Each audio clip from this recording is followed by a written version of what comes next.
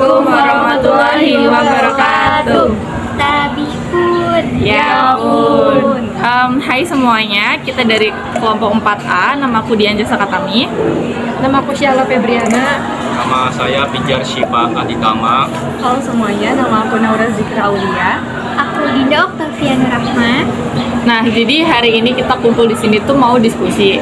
Diskusinya itu topiknya itu kalau menurut aku ya, it's a very interesting topic. Jadi ada hipotesis yang dikasih sama Mas Gara ke kita, yaitu gimana sih kalau misalnya gimana sih jadinya kalau misalnya kita jadi presiden negara Indonesia nih, kira-kira kita mau apa kerjasama sama negara yang mana gitu kan. Nah, kerjasama ini kan bisa dalam bentuk apapun nih, bisa dalam bentuk ekspor impor, bisa dalam bentuk pendidikan dan lain-lain sebagainya. Nah, dari yang kemarin kita diskusiin kan kita mau mendiskusikan tentang satu negara spesifik nih, yaitu Selandia Baru. Nah, dari yang aku lihat sendiri, Selandia Baru itu kan adalah negara yang sama kayak Indonesia. Dari mulai itu negara kepulauan, terus topografinya juga mirip sama Indonesia, di mana New Zealand itu punya banyak gunung-gunung Merapi, terus lembah, terus danau-danau yang dalam. Mungkin yang ngebedain cuma iklimnya aja, karena New Zealand itu subtropis dan Indonesia itu tropis. Nah, perbedaan iklim ini, walaupun bedanya cuma ini doang sebenarnya dari Indonesia sama New Zealand, tapi perbedaan ini itu benar-benar ngebuat perbedaan yang signifikan untuk sumber daya yang ada di Indonesia juga di New Zealand. Jadi aku merasa kalau itu tuh punya negara New Zealand itu punya sangat banyak potensi untuk kerjasama sama Indonesia. Nah, mau mulai dari siapa dulu nih untuk ngomongin kerjasamanya? Dari Syala dulu ya. Oke, Syala dulu ya. Bidang pendidikan ya.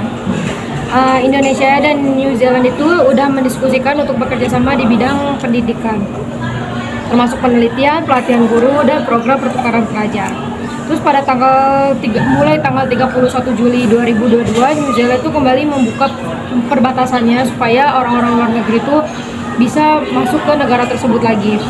Pada tahun 2021, Indonesia juga merupakan negara dengan pasar terbesar di New Zealand dengan 722 pelajar internasional yang terdaftar di semua subsektor.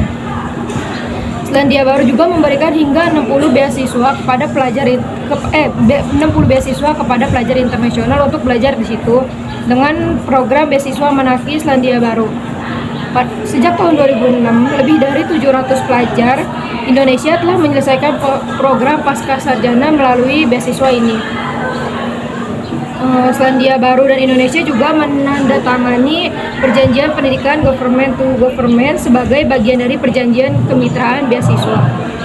Pada Agustus 2022, Education New Zealand menandatangani perjanjian kerjasama pendidikan dengan Kementerian Energi dan Sumber Daya Mineral atau SDM Republik Indonesia. Kedua negara menandatangani perjanjian kemitraan beasiswa antar pemerintah dan nota kesepahaman di bidang pendidikan. Mereka tuh berkomitmen untuk memperkuat kerjasama dalam bidang pendidikan bilateral melalui pertukaran pelajar dan pengajarnya, pembelajaran bahasa, dan pendirian lembaga pendidikan Selandia Baru di Indonesia.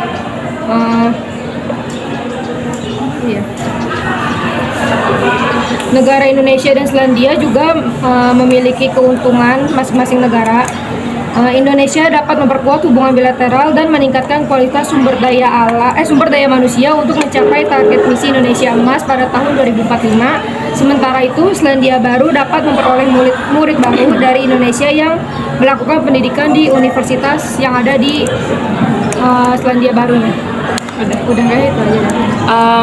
Jadi berarti kalau misalnya kerjasama tentang pendidikan ini kan kalau dari aku simpulin ya, mungkin masing-masing bisa ngasih kesimpulan sendiri. Kalau misalnya dari aku, mungkin karena New Zealand itu adalah salah satu negara yang pendidikannya itu benar-benar bagus, sementara Indonesia itu kan dengan populasi yang sedikit, sementara Indonesia itu kan banyak banget nih populasinya, dan SDM Indonesia itu perlu ditingkatkan melalui pendidikan yang tinggi gitu. Nah, menurut aku dengan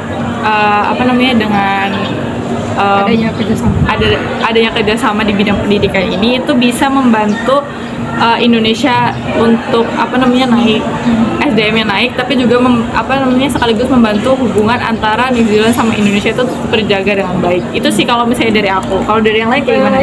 Kira masukan. Kalau menurut aku ya memang menguntungkan banget gitu ya kalau kerjasama di bidang pendidikan ini. Di sisi lain Enggak, kan kita tapi sendiri juga tahu, Okein dulu. kita juga sendiri tahu kan, Okein. kita juga sendiri tahu kalau Indonesia memang agak sedikit rendah SDM-nya dengan sumber daya alam yang banyak, yang mungkin Indonesia bisa mengambil sedikit kayak ilmu-ilmu mereka yang di sana tentang regulasi bencana mereka yang di sana untuk diambil lagi ke sini untuk kayak membebaskan Indonesia dari kebodohan. Untuk meningkatkan SDM Indonesia lah ya. Nah. Ada yang lain lagi? Kalau dari aku sendiri ya, kalau menurut aku sendiri ya, dengan adanya pendidikan antara Selandia Baru dan Indonesia juga itu menambah wawasan dan juga pengalaman bagi mahasiswa atau bagi generasi mudanya Indonesia untuk berbagi pengalaman ke Selandia Baru. Bagaimana cara mereka dalam pembelajaran, dalam mengelola lingkungan dan lain sebagainya, sehingga dia bisa mengamalkan di negeri tersebut. Agar kita tahu sendiri kan bahwa pendidikan di Selandia Baru atau subtropis yang ada di Selandia Baru itu bisa digunakan, maksudnya bisa diamalkan di Indonesia agar lingkungan di Indonesia juga itu lebih terjaga. Kita bisa mencontoh negara-negara yang lainnya. Mengadaptasi juga. Oke, mungkin segitu aja kalau misalnya dari bidang pendidikan. Ada bidang lain mungkin dari bidang apa dulu nih? Pijar dari bidang apa dulu? Oke. Silakan. Oke, terima kasih. Jadi Selandia Baru ya itu memiliki lingkungan yang sejuk, ramah, hangat ya, karena warga Selandia Baru itu sangat terbuka bagi warga asing dari manapun ya. Jadi kita tahu bahwa Selandia Baru seringkali kita tahu sangat terbuka bagi warga kebanyakan. Juga kita tahu bahwa Selandia Baru dinobatkan sebagai salah satu negara tersehat di dunia, menempati urutan ke-15 dalam survei Bloomberg. Nah, kita tahu ya baru-baru ini untuk negara tersehat di dunia dan ke-23 dalam indeks makanan Oxfam, ukuran negara mana yang memiliki pasokan makanan bergizi paling tersedia. Nah, dalam survei kedua ini Selandia Baru berada dalam kategori tertinggi untuk kualitas makanan dan cukup makan. Makanya kalau kita tahu bahwa masyarakat di Selandia Baru itu tidak banyak yang kelaparan. Dengan banyaknya produk lokal segar yang tersedia, tidak ada banyak alasan untuk tidak makan enak selama berada di luar negeri. Kemudian lingkungan Selandia Baru ya sangat maju kita tahu ya bahwa ini merupakan eksistensi wilayah Selandia Baru yang akan menjadikan lingkungan Selandia Baru yang nyaman secara perkembangan zaman yang semakin modern, yang kuat sekali. Kemudian Selandia Baru terus memberikan kontribusi nyata pada sektor lingkungan yang berkemajuan. Selandia Baru, New Zealand itu negara yang melaksanakan gaya ramah lingkungan seperti ini. Untuk mendaur ulang sampah itu warga sangat rutin sekali, sangat memandang lingkungan, gaya ramah lingkungan dalam mendaur ulang sampah itu menjadi sebuah kebiasaan mereka, menjadi benda-benda yang bermanfaat. Dan juga Selandia Baru juga memiliki kebiasaan mengurangi konsumsi produk-produk lokal binatang. Nah, ini unik sekali ya, makanya kesimpulan dari apa yang saya katakan bahwa ini menjadi sebuah contoh bagi kita di Indonesia. Kita jangan sampai tertinggal dari apa yang menjadi sebuah kemajuan di luar sana. Kita harus bisa mencontoh mereka, negara mereka yang akan begitu besarnya memerhatikan lingkungan yang semakin sehat, semakin sejuk, semakin baik, sehat ya bagi semua penduduk yang ada di sana. Itu saja. Oke, ada yang mau ngasih tanggapan duluan? Izin tanggapin ya. Sebelumnya tuh aku tahu memang New Zealand ini benar-benar zero waste plastic gitu kan. Dan ini untungnya sudah kita lakukan juga di lingkungan fisik Unilai, dan itu merupakan hal yang baik sih menurut aku. Betul. Jadi bersih gitu. Sudah merupakan adaptasi dari situ. Walaupun masih ada beberapa yang pakai Iya. plastik, Iya. tapi Pakai udah plastik? Mungkin tapi banyak juga kok yang udah nggak pakai plastik. Jadi Iya. kita buat tumbler gitu. benar. Iya. Harus tingkatin kesadaran. Jadi kalau menurut aku sendiri apa namanya, isu iklim, isu lingkungan itu kan bener-bener apa namanya, isu polusi itu kan bener-bener yang kayak masalah dunia banget nih. Jadi itu tuh bener-bener penting untuk ditangani mulai dari sekarang. Ngelihat Indonesia sendiri kan sebagai negara yang penghasil, salah satu negara penghasil oksigen terbesar di dunia. Banyak banget negara-negara yang bergantung sama Indonesia untuk bernafas gitu. Dan ngelihat sekarang ini banyak apa namanya, banyak hutan-hutan yang ditebangin itu untuk dikurangin pohonnya untuk mungkin pemukiman, perusahaan dan lain-lain sebagainya. Itu jelas apa namanya, jelas bikin Indonesia ini udaranya makin jelek, lingkungannya makin buruk dan lain-lain. Jadi aku merasa kalau misalnya kerjasama dengan negara-negara yang punya apa namanya, punya sistem penanganan sampah, sistem lingkungan yang bagus, itu tuh bakalan ngebentuk Indonesia jadi negara yang kayak gitu juga. Gitu sih kalau dari aku. Oke, selanjutnya mungkin aku ya. Kalau dari aku sendiri, aku tuh ngambil kerjasama Indonesia sama Selandia Baru di bidang sumber daya alam, itu ke bagian sumber daya alam di sektor pertanian dan perkebunan. Jadi Indonesia sendiri itu merupakan negara agraria dengan hasil pertanian dan perkebunan yang bener-bener banyak banget, nggak main-main gitu. Terus walaupun Selandia Baru juga banyak lahan pertanian ya, banyak warganya yang merupakan petani dan pekebun, mereka tuh tetap impor bahan-bahan pokok dari negara lain termasuk Indonesia, karena Indonesia termasuk ke dalam 4 besar negara pengimpor bahan pokok di New Zealand gitu.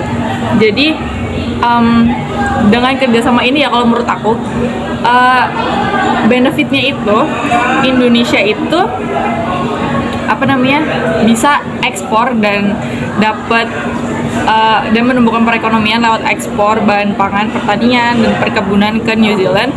Dan New Zealand itu bisa apa namanya, memenuhi kebutuhan pokoknya gitu.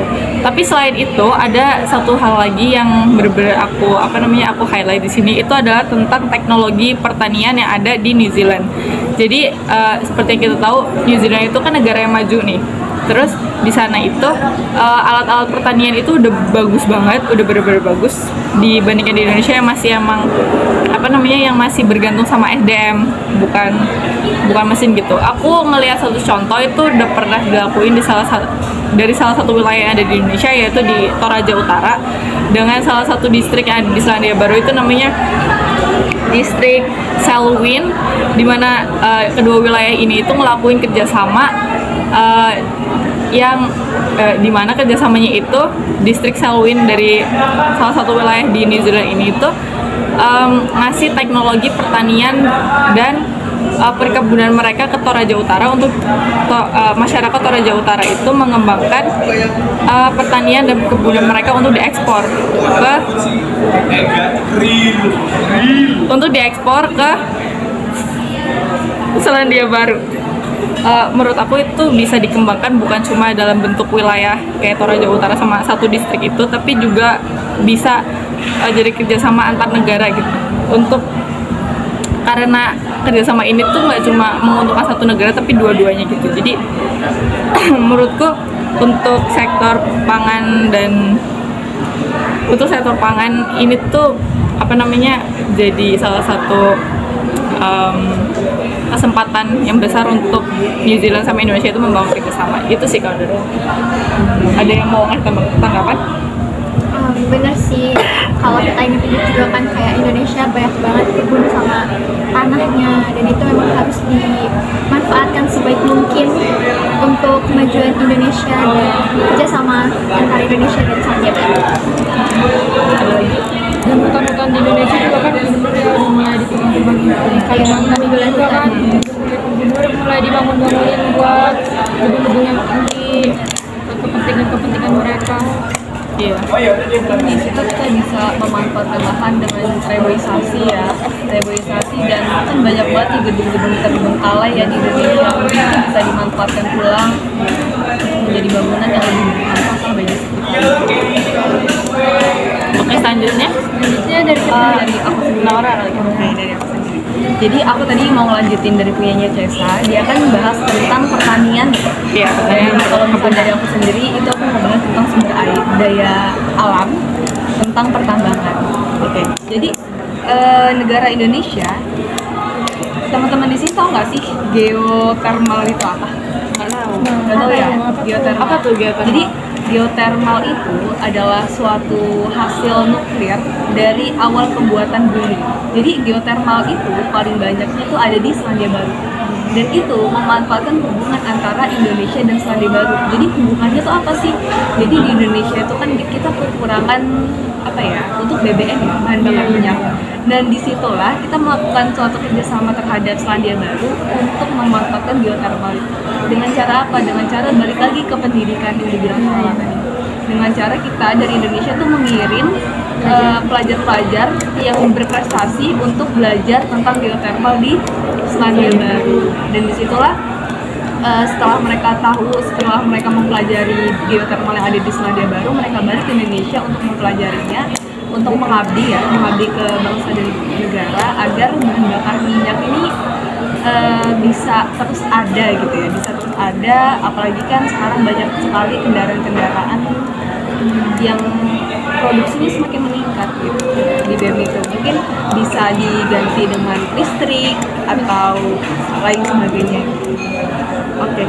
Jadi ada juga nih faktor internal dan juga faktor eksternalnya di hubungan pertambangan ini.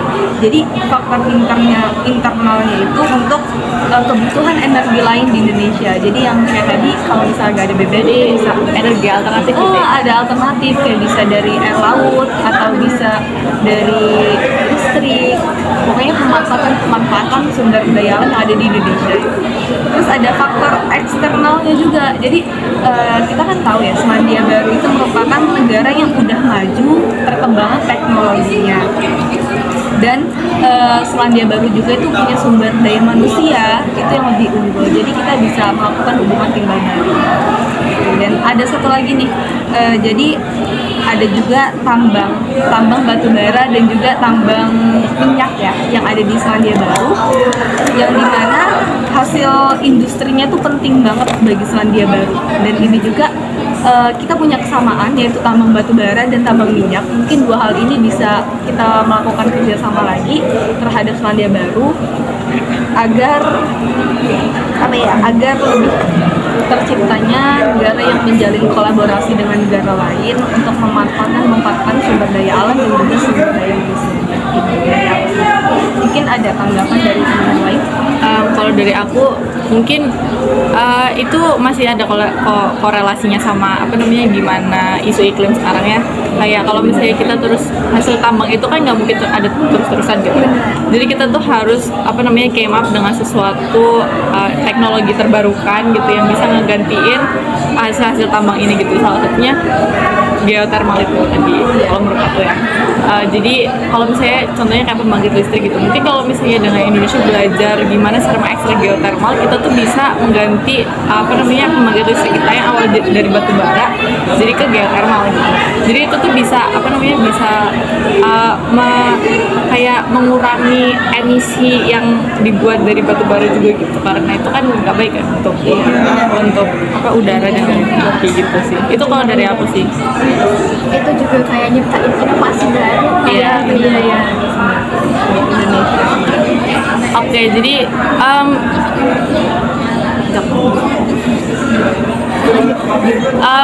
jadi sebenarnya untuk kerjasama, ada yang mau di sini ada yang mau ngasih kesimpulan nggak dari kerjasama New Zealand sama? Nggak, maksudnya kesimpulan. Kalau nggak dari aku dulu nih. Kalau misalnya dari aku sendiri, kesimpulan dari kerjasama antara Indonesia sama New Zealand ini sendiri itu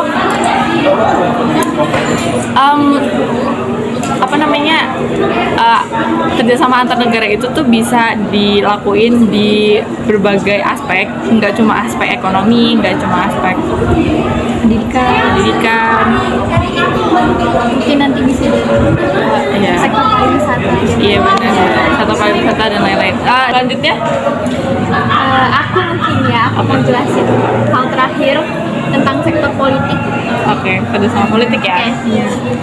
Aku mau pertama-tama nih ngasih kalian fakta unik tentang negara New Zealand. Politik di New Zealand itu mereka memiliki sistem pemilihan campuran yang disebut Mixed Member Proportion atau MMP. Sistem ini menggabungkan elemen-elemen dari sistem pemilihan distrik tunggal dan daftar proporsional, memberikan warga 2 suara, satu untuk seorang calon dalam sebuah daerah dan satu untuk partai politik. Hal ini memungkinkan representasi yang lebih proporsional di parlemen dan memberikan peluang lebih besar bagi partai kecil untuk masuk ke dalam politik. Seperti yang kita tahu juga, politik antara Indonesia dan Selandia Baru digambarkan relatif stabil dan bersahabat. Kedua negara telah menjalin hubungan diplomatik sejak tahun 1958 dan telah bekerja sama dalam berbagai bidang termasuk politik, ekonomi tadi yang sudah disampaikan, keamanan, dan budaya. Dalam politik regional dan internasional, Indonesia dan Selandia Baru seringkali saling mendukung dalam berbagai isu penting, seperti yang sekarang sedang ramai diperbincangkan ya, tentang perubahan iklim, perdamaian dan keamanan, hak asasi manusia, dan perdagangan internasional. Kedua negara juga aktif berpartisipasi dalam berbagai forum multilateral seperti PBB, ASEAN, dan APEC.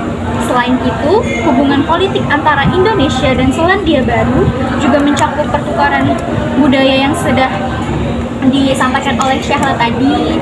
Kemudian hal itu juga memperkuat hubungan antar warga kedua negara. Secara keseluruhan, hubungan politik antara Indonesia dan Selandia Baru dapat digambarkan sebagai saling menguntungkan dan berpotensi untuk terus berkembang di masa depan. Itu sih dari aku. Oh, oke. Jadi kalau misalnya dari politik sendiri, aku ngelihat ya kalau misalnya dari kayak kerjasama pendidikan gitu yang dari aku baca gitu, kerjasama ekspor impor juga itu belum yang lama-lama banget, tapi mungkin kalau misalnya untuk politik itu udah lama banget Benar-benar. dilakuin kerjasama mereka duluan ya di BEM. iya antara New Zealand Dari sama awal-awal Indonesia. kemerdekaan udah. Iya, apalagi mungkin kalau misalnya dari aku ya mungkin karena itu yang pertama karena ada banyak kesamaan antara Indonesia sama New Zealand, jadi tuh kita tuh punya connecting gitu Aspek kayak politik. iya aspek politik yang bikin kita tuh kayak connect satu sama lain gitu dan bikin mudah untuk ngertiin mungkin ya karena kebanyakan mirip dari mulai diversity-nya, dari mulai topografinya dan lain-lain. Itu mungkin ngebuat politik Indonesia sama New Zealand itu bisa bekerja sama dengan baik gitu. Itu kalau dari aku. Kalau dari yang lain? Cukup. Oke, sebenarnya kita mengangkat satu kerjasama lagi itu kerjasama pariwisata, tapi orang yang bertanggung jawab untuk mempresentasikannya tidak datang, jadi kita skip dulu untuk yang itu. Terima kasih sudah menonton. Terima kasih. 1, 2, 3. Wassalamualaikum warahmatullahi wabarakatuh.